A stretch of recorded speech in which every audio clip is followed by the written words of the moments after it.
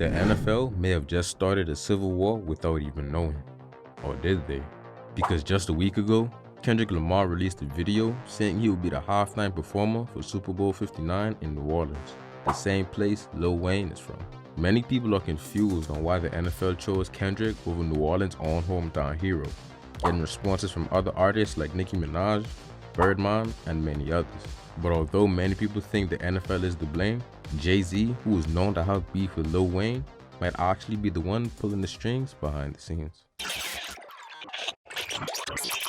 So everything began when Kendrick released a video to social media saying that he will be performing at the halftime show for Super Bowl 59 in New Orleans. After this video had came out, immediately people started to criticize this decision, mainly due to the fact that Lil Wayne, who is a New Orleans native, didn't get the nod. Nicki Minaj, who is known to have a long relationship with Wayne, commented on the situation on X, formerly known as Twitter, saying, "Go and enjoy your effing money before it's too late. One nigga took a knee, the other nigga took the bite. He gonna get you niggas in line every effing time. Got everything in the world, still spiteful and evil.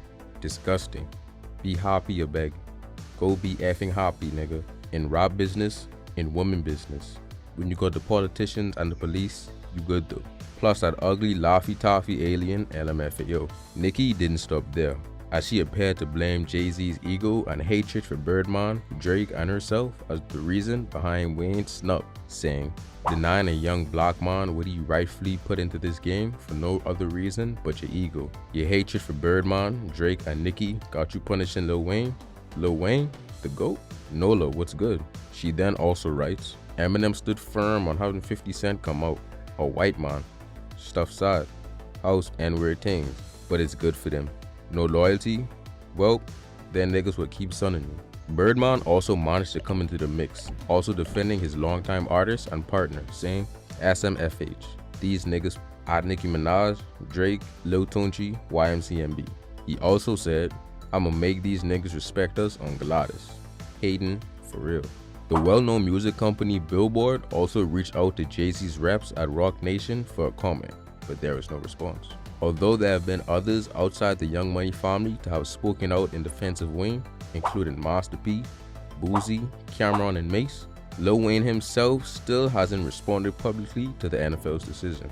Probably because, believe it or not, Wayne was already expecting this. Well, if you didn't know, in 2019, Jay-Z became partner with the NFL to advise the league on entertainment and music. So with this, he became the guy that was responsible for choosing the person who would perform for the halftime show. And for Lil Wayne, this was bad news, because him and Jay-Z have some history. This beef all started in 2004, after Wayne had dropped his first installment of the Carter series, the Carter 1. And after its release, his contract with Cash Money had ended, and he was now a free agent in the music industry. And with Jay-Z being the new president of Def Jam Records, he sent an offer to Weezy for him to join Def Jam. But unfortunately for Jay-Z, Wayne would decline his offer and re-sign with Cash Money. But it seems that Jay-Z shot his own self in the foot with this deal, because in a Breakfast Club interview in 2013, he talked about the signing, saying the deal didn't fall through because he called Birdman before it happened. Many people speculate that this deal didn't go through because Birdman in some way persuaded Weezy to stay with Cash Money after Jay-Z had called him. But it actually was more than that, because in another interview, Wayne would say that he didn't take the deal because Jay-Z only offered him $175,000. Then in 2006, Jay-Z would drop his comeback album, Kingdom Come. And on the title track, Jay-Z would call himself Hip Hop Savior. And Wayne didn't take this very well, as in an interview he did with Complex magazine in 2006, Wayne would let the whole world know how he really felt about Jay-Z, saying, "I heard a couple, and I will tell you if I like what he's talking about, but I don't like what he's talking about, and I'm going to tell you why, because he's saying it like he had to come back, like hip-hop's dead and all this, like I'm a hip-hop artist, B, what do you mean it's dead? So that means I'm not rapping the whole time? I've been in it 13 years, daddy. How can it be dead? You know what I mean? If anything, it's reborn. You know what I mean? So he's probably having a problem with that. Like his whole aspect of coming back was because it was dead and all it needed me. Like, nah, nigga. I want him to know that. You left on a good note. you left. This is your house. All the people in the house, all the artists were saying, yo, this is Jay's house. He's bowing out gracefully. We all say he's the best. All the players say you're the coach, you're the best. We love it. You bowed out. You come back and think this still is your house? Nah, nigga. We F the girls in your bed already. Nah, I mean, it's not your house, daddy. And I just want him to know that.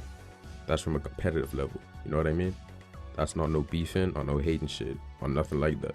It's just, I am a rapper. And he always capitalized on rappers being very confident about themselves. Like when everybody asks him, how do you feel about this person saying this about you? If it's anything about rap, he'll be like, they're supposed to say that. So I'm supposed to feel like you're talking about me when you say rap is dead. I mean, I've been out there rapping all my effing life. What the F do you mean? Then Wayne followed that by saying, and I'm better than you, daddy. The interviewer would then ask Wayne, so you feel like you're better than Jay right now? And Wayne replied, who don't? Jay-Z would then respond to this on a track with T.I. saying, I hear you baiting me lately. I've been doing my best just to say hey to free still. That's what you say to me. And says sooner or later, he will take Wayne up on that offer. Sooner or later, I take you up on your offer and put you all in your place like I'm replacing your father. Another reason people speculate Jay-Z passing up on Wayne is because Wayne is known to not be professional and hard to work with when it comes to large events. For example, when Jay-Z and Wayne were set to perform at Power 105's Powerhouse, but Wayne never ended up showing up because of a disagreement involving a metal detector. And because of this, the whole performance was ruined, saying his set was spotty and discombobulated. Now entering Birdman. His beef with Jay-Z started off a little different compared to Wayne, because in an interview, Birdman would say that Wayne had more money than Jay-Z and that he was just a better MC than him. Jay-Z just got voted #1 by MTV, #1 MC. What do you make of that? I don't think he's the #1 MC. Wow, okay. In no kind of way. Wayne the best, he do the most, and he make the most money. Yeah. I don't think no nigga in the business make more money than us. Fair enough. And so how could you be the best if you don't make the best money, the most money? And you don't do the most. Mm-hmm. Lyrically, come on, man, be for real, man. Can't nobody fuck with Wayne. And to me, if you're #1 and you ain't getting no money, don't mean nothing. You hear me? So, but if you're #1 and you making money, to me, who making the most money? That's #1 to me. Fuck all that rap. Then, in another interview, Jay-Z will respond to Birdman's claims that Wayne had more money than him. How does Jay feel about Baby from Cash Money constantly saying Weezy is more lyrical and has more money than Jay-Z? You know, being lyrical is just a matter of opinion. It's who you like. So, you know, that's his opinion. As far as money, I mean, you know, that's a little more factual, right? We can determine that. Right, we would have to see your bank accounts and things of this I have nature. no problem, but it's gonna cost. Put it up. If he's that confident, you know, I give him a little glimpse. It's crazy. But it didn't stop there, because on the song Harm with Kanye, Jay-Z would fire shots at Birdman for saying that Wayne had more money than him. Really, I'm like really half a billion, nigga, really. You got baby money, keep it real with niggas. Niggas ain't got my lady money. Wayne would then respond to this on his Carter 4 album, rapping the CMB pre-Grammy party. Lil Wayne would spit a small cypher diss towards Jay-Z and Kanye. I met a bad red bone. I took the bitch home. I asked her what she want to watch. She said, surely not the throne.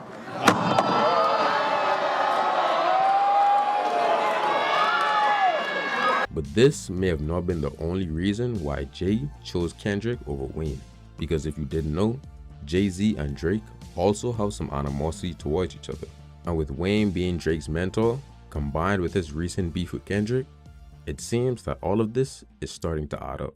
So the beef between Drake and Jay-Z all started when Drake would send some subliminal shots at Jay-Z on the song Thank Me Now on his debut album Thank Me Later. And on the very first verse, Drake makes a basketball reference, similar to when Wayne and Jay-Z went back and forth, saying, and that's around the time that your idols become your rivals. You make friends with Mike, but gotta AI him for your survival. Basically saying, in order for Drake to survive further in the music industry, he would have to cross Jay-Z up. But it seems Jay-Z was going to try everything in his power to not let that happen. even if it means stealing from his own competitors. Because just a while later, Drake would announce that him and Wayne were planning on dropping a collab album together. But then later in the year, seemingly out of nowhere, Jay-Z and Kanye would now announce that they would be dropping a collab album together called Watch the Throne. Then later, at the beginning of the year in 2011, Drake would insinuate that they stole that idea from them in an interview he did with Tim Westwood. I mean, you know that we still gotta do that album. Yes, you've still got to do that Some album. other guys are coming out with that album too. There's 2 other guys that are coming out with it together. 2 other rappers that are coming out with an album together. I don't know where they got that idea, but. This can also be confirmed when Kanye would go on stage at Drake's OVO Fest and said that they only made the album because Drake was putting pressure on them. And we wouldn't be able to make the music that we made. Me and Ho would have never made Watch the Throne if this nigga wasn't putting pressure on us like that. In May 20th, 2011, DJ Khaled dropped his single I'm On One with Drake, Rick Ross, and Lil Wayne. And on this song, Drake would send more shots at Jay-Z, referencing his album with Kanye, Watch the Throne. I'm just feeling like the throne is for the taking. Watch me take. But it may have not been what many people thought, because immediately, Drake would go onto Twitter to say that he wasn't dissing Jay-Z. But it looks like these words weren't very much true, because on Lil Wayne's song It's Good featuring Drake and Jadakiss, Lil Wayne would diss Jay-Z. Then, Drake would chip in with his own verse, dissing Jay-Z. Please pardon my brother, he's just angry at you niggas who don't have your heart in your rap shit.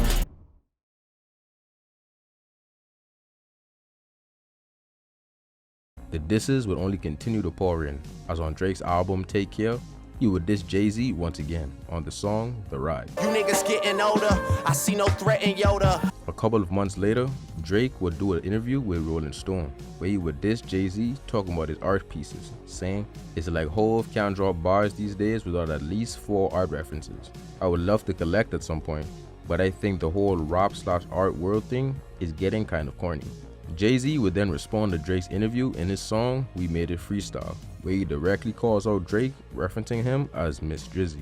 Sorry, Mr. Drizzy, for so much y'all talk. Silly me rapping about shit that I really bought. But although it seems this beef is mostly music related, it actually goes far deeper than that. Because in 2015, Jay-Z would launch his streaming service Tidal, and at the launch event, there would be many big names there like Kanye, Rihanna, Madonna, J. Cole, and many others, but there was no Drake. And it's speculated that Drake turned down Jay-Z's offer because he didn't want to be under Jay-Z or even associated with him. Because according to Billboard, Drake was supposed to be one of the many celebrities that signed on for joint ownership of Tidal at a star-studded launch event in March, but he dropped out as late as 2 days before the event. Drake instead went and signed a $19 million deal with Apple, who is one of Tidal's biggest competitors.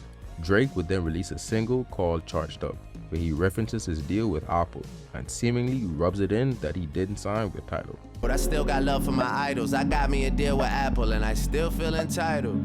So it seems now that Jay-Z is using his newfound power to step on his old enemies. And now, showing you the history of Wayne and Drake's beef with Jay-Z, it's clear to see why Kendrick was chosen for the Super Bowl over Wayne. But one thing is for certain. This decision may go further than we think, because with the whole YMCMB sharing their frustration and taking Wayne's side, we might be gearing up to see another civil war in the hip-hop industry. But although Birdman seems to be supportive of his artists, he wasn't always like this, but rather the opposite. He was known not to pay his artists and producers, and because of this reputation, he would start to bring down the whole Cash Money label. But despite his efforts, he kept his label afloat, until there would be 2 Atlanta artists that would sink Birdman's whole operation into the ground. Click right here to find out how they did that.